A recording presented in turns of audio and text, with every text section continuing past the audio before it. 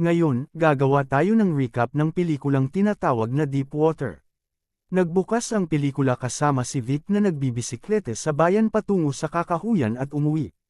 Nakarating siya sa bahay at nakita niya ang kanyang asawang si Melinda, na nakaupo sa hagdan at nakatitig sa kanya. Sa loob ng bahay, kumakain ng almusal ang kanilang anak na si Trixie habang nakikinig sa isang lumang kanta ng McDonald. Sinabihan ni Melinda si Trixie na patayin ang kanta dahil naiirita siya. Dumating ang yaya ni Trixie at humingi ng paumanhin kay Vic dahil late siya dumating. Tinawag ni Melinda si Vic sa itaas at humingi ng tulong sa pagpili ng damit para sa party. Dumating sila sa party kung saan iniimbitahan ni Melinda ang isa sa kanyang mga manliligaw, ang music hero na si Joel Dash.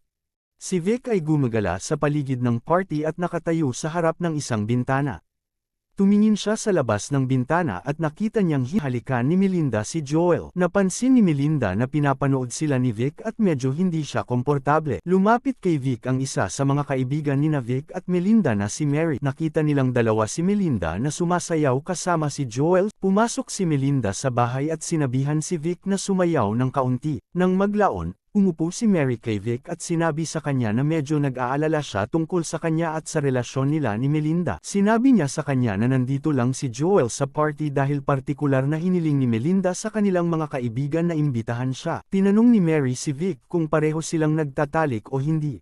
Sarcastic na sagot ni Vic, tanungin ba natin sila? Hindi nila ginagawa at pareho silang magkaibigan. Samantala, nalasing si Melinda at ipinaalam sa kanya ng kanilang kaibigan na si Grant na si Melinda ay lasing at sumasayaw sa kanyang piano. Nakita ni Vic si Melinda na sumasabog habang nakatayo sa piano.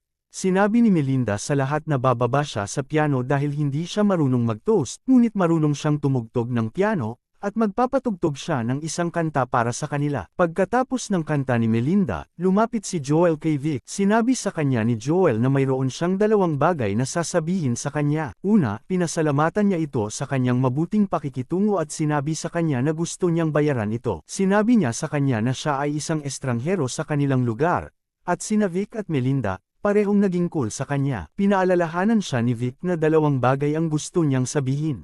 Naalala at sinabi sa kanya ni Joel na siya ay isang napakabuting tao para sa pagpapalam sa kanya na makita ang kanyang asawa. Sinasabi niya sa kanya na ayos lang, ngunit minsan, ang ilang mga asawa, sila ay nagseselo. Tinanong ni Vic si Joel kung matagal na ba siya para marinig ang pangalang Martin McRae. Sinabi sa kanya ni Joel na, oo, kilala niya siya, at si Martin ang taong nawala. Naghuhugas ng kamay si Vic at sinabi sa kanya na marami rin ang nakikita ni Martin sa kanyang asawa. Medyo natarante si Joel at tinanong siya kung ano ang iminumungkahi niya.